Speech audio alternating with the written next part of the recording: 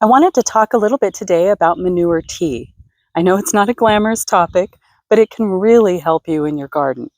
What I do is take well-aged chicken manure, like this chicken manure probably has set for months, 6 months maybe, or more. And I will take that and fill, say, a 5-gallon bucket up a third of the way, and then top that off with water and let it sit for a few days to a few weeks. It'll be ready whenever you want to use it. And then you want to strain off the liquid from the solids, because otherwise, if you're using a watering can or something like that, it might clog it up. You don't want that. So just strain the solids off and throw them in your compost pile, and take the tea and dilute it 1 part tea to 4 to 5 parts water, at least 4 parts water, because you don't want to burn your little seedlings. So after you do that, then you can come around and say, I was going to do this. I would come around my little cabbage plants here and just water around the base of each plant about once a week. And I typically would test it on 1 or 2 of the plants.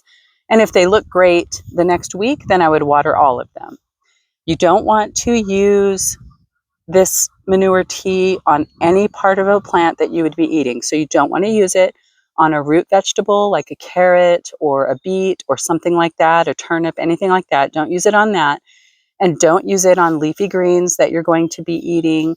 You would want to use it on, say, tomato plants or peas or beans or cucumbers or things like that, where you're going to be eating part of the plant that would not be coming into contact with this in any way.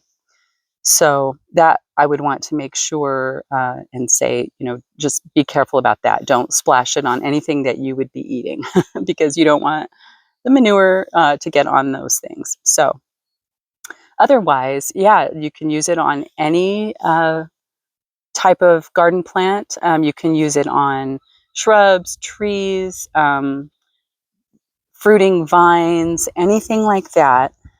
And it works so well to help feed them the nutrients that they need. It's just a great way to utilize something that you probably already, if you have chickens already, then it's just one more way to utilize what you were already getting. That, say you don't want to compost it, or you already have compost, but you need something that would be quicker.